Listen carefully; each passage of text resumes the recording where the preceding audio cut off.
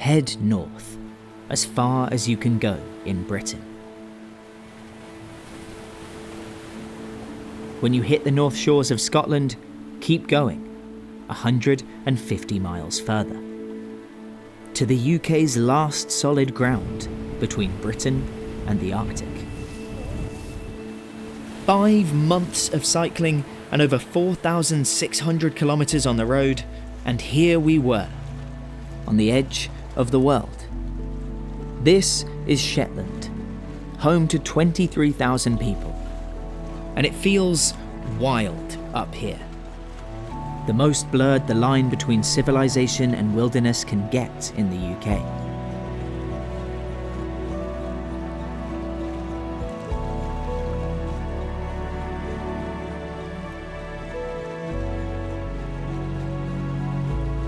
After weeks of trying to outrun it, winter had caught up with us, and the conditions would get brutal.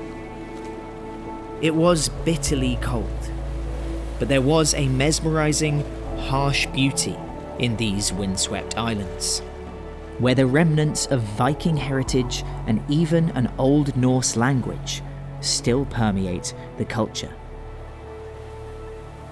And being so far from anywhere else, it didn't really feel like we were in the UK anymore.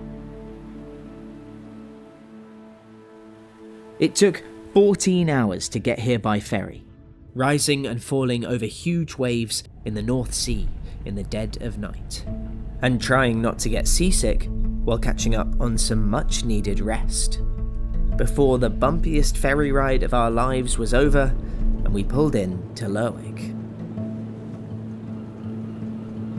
And we'd arrived just in time for one of the worst storms in a decade. Storm Arwen is hitting the UK on Friday night, and it's prompted a rare Met Office red warning.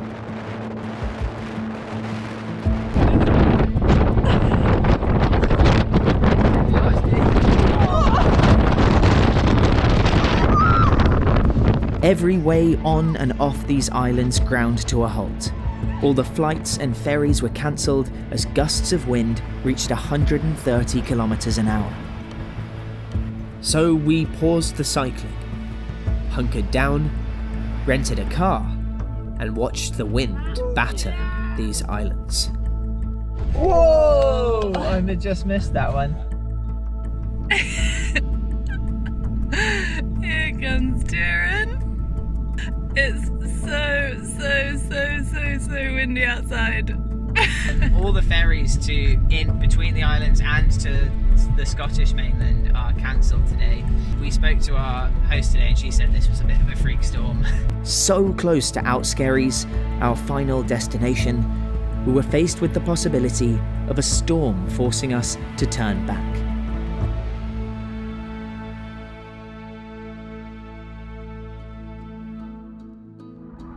But at least being stuck in one place gave us a while to learn about Shetland. The correct name for these islands is Shetland or the Shetland Islands, not the Shetlands, as it's sometimes incorrectly called.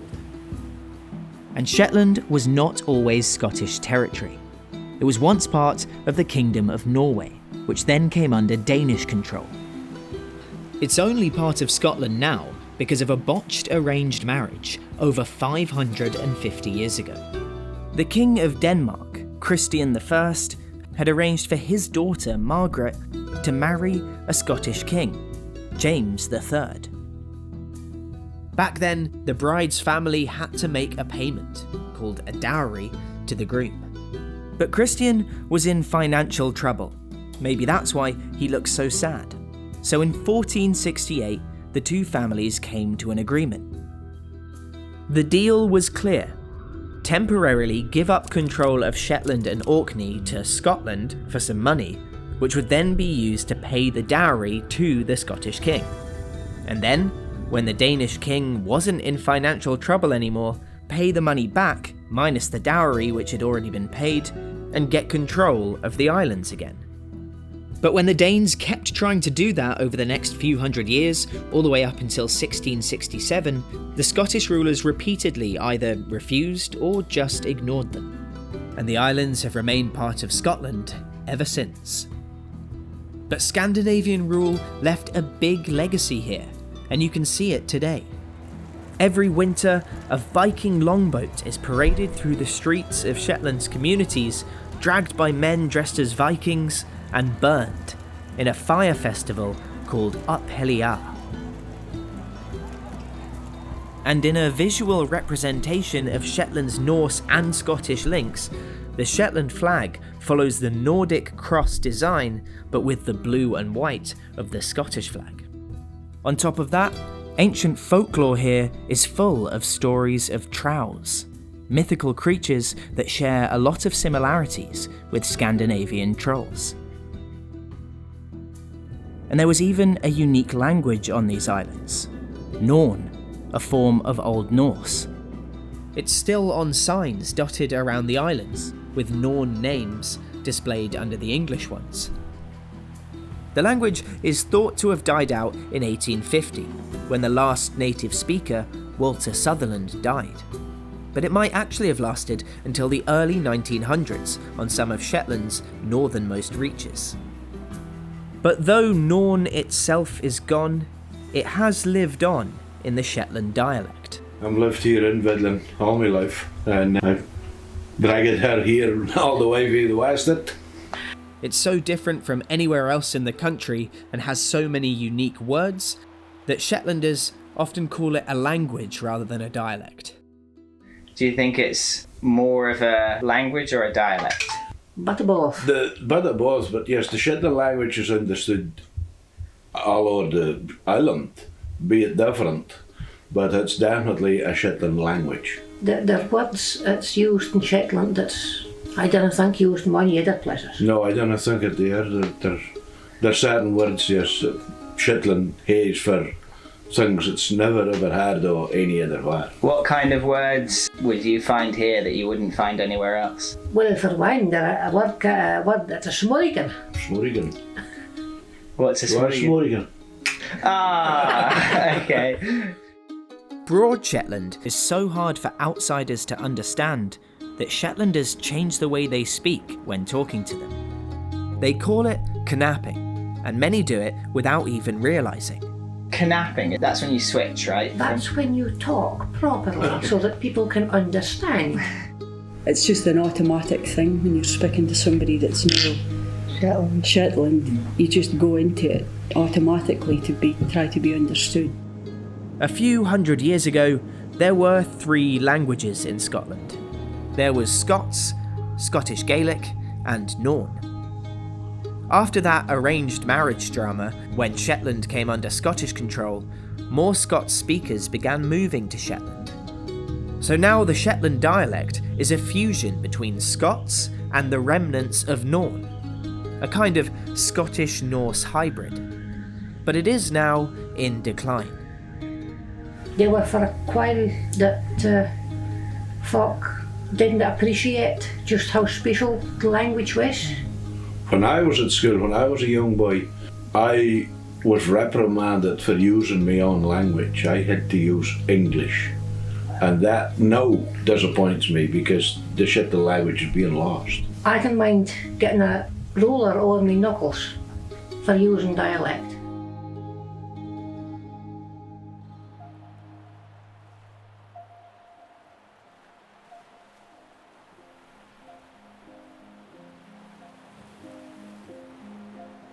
Beyond the language, Shetland's fortunes have always been tied to the sea. Originally through whaling and fishing, and more recently, the vast North Sea oil and gas reserves in Shetland's waters. You're never more than 3 miles from the sea, anywhere you are in Shetland. It's in you, they're surrounded. Because of that, Shetland has always had people coming and going, and despite being very isolated, it's used to outsiders. I know a lot of places have a sort of intolerance to incomers, but Shetland's the opposite. It's a melting pot of people from all nations due to its history with the fishing and the whaling, and traditionally people have always been welcomed. Just like in the Isle of Man though, there is a specific name for outsiders. There is a term in Shetland for incomers, it's called the Soothmoother, and it actually means coming in the south mouth, because most people who come to Shetland come in on the ferry in the south mouth of Lerwick Harbour. But to be honest, I felt I was accepted pretty much straight away. This is the most remote part of the UK. The Northern Islands are 430 miles from the Scottish-English border. Because of that, not many people in the rest of the UK know much about Shetland, and even fewer have ever been here. A lot of people don't know exactly where it is, just that it's far north. This map is illegal in Scotland, sort of. You see, Shetland is in this little box, and that's part of the reason a lot of people don't know where it is. It was put there to save space, which might not sound like a big problem, but inaccurately portraying it meant people in the rest of the UK often had no idea of the challenges faced by communities on a cluster of islands 150 miles north of Scottish shores. So the Scottish government banned public organisations from producing maps this way. New ones made here have to show Shetland's location accurately. The box is no more. Being so remote that they weren't even displayed properly on maps for a while, a lot of Shetlanders seem to feel more Shetland than Scottish, and certainly more so than British. Do you feel Scottish, or do you feel more just Shetland? I would say just Shetland, really. Not that I'm against being included in Scotland, but I like our uniqueness. I like to think about that, and I like to be more connected in a way to Norway and places like that. We are so different, really, because we're so far away. And a lot of people don't even know where Shetland is. Yeah. And it's like, yeah, we are Scottish and I don't have a problem with that, but for me, we're closer to Norway than we are Scotland. Mainly Shetland, but also Scottish before British. Yeah, definitely. I'm a Sheltie, first and foremost. Shetlanders before anything. It's no wonder people feel that way. London is over 800 miles away, and Edinburgh is almost 400. There's not even a direct ferry to Edinburgh. You have to fly from Shetland's airport, or get a 14-hour ferry to Aberdeen, and then a train. So it's easy to forget you're in the same country. And the way of life is very different here. You have to be hardy to survive in Shetland. I have known a lot of people that have come to Shetland and then really couldn't hack it. Like, so in the summer it's beautiful, we get basically 19, nearly 20 hours of daylight, and it never actually gets properly dark. It's a thing called the simmer dim. In the winter we get less than 5 hours of daylight, especially at this time of year. It's getting darker and darker, and it never really gets fully light. We get a lot of Atlantic storms coming flying in, that kind of thing. So the weather is probably what sends more people back who come to Shetland than anything else, and the dark nights. Dark nights take a lot of getting used to. The light nights take a lot of getting used to as well. A lot of people find they just, when they move up here, they just can't sleep during the summer because it's just this dark. So. Shetland's unique blend of Norse and Scottish history and its extreme isolation is unlike anywhere else I've been in the UK. But with Norwegian heritage myself, it felt half familiar. The landscape, the dialect, the attitude to community spirit, or hardiness when it came to the weather and being outdoors. It wasn't the same, but you can definitely see the echoes of Scandinavian culture, even though it's been part of Scotland for hundreds of years. The raw power of nature here is humbling, but it's a reminder that wherever you are, civilization finds a way. And often, with harsher conditions and greater isolation, comes a stronger sense of community, since neighbours have to look out for one another. I would say it's the community aspect and the actual spirit that people have, and the fact that everybody's happy to help everybody else and everybody just gets on with stuff together. Fantastic place in that sense. It's kind of like in your hair to be here. It kind of draws you back. There's just a feeling of island community kind. It's a good feeling. Our time in Lerwick came to an end, and we were getting nervous. We had one chance to get to Outskerries and the Schoolhouse Cinema.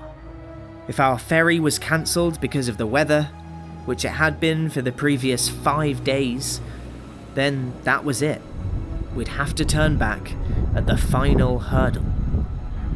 So we set off from Shetland's capital, crossed our fingers, and prayed that the wind and the waves would subside enough to see us through.